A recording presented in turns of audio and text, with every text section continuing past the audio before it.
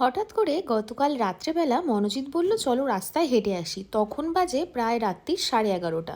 তো রাস্তায় হাঁটতে হাঁটতে হঠাৎ করে ও আমাকে ডেকে মোড়ের মাথায় বলল যে দেখো মাঠে অলরেডি প্যান্ডেল হয়ে গেছে।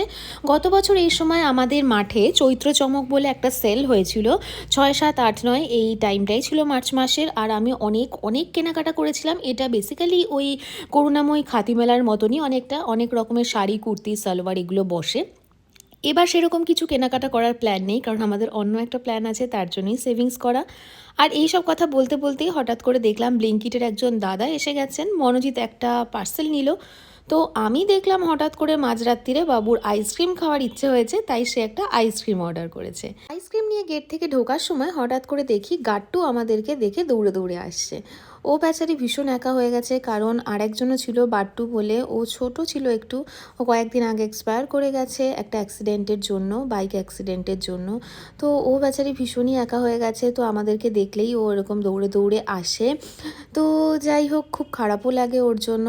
আর বাট্টুকেও আমি অনেক দিন সেবা শুশ্রূষা করেছিলাম, আমাদের ব্যাড লাক, আমরা ওকে বাঁচাতে পারিনি।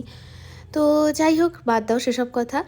ঘরে এসে আমরা আইসক্রিমটাকে ওপেন করলাম, আর আইসক্রিমটা ছিল আমুলের ক্যারামেল চকলেট ফ্লেভার।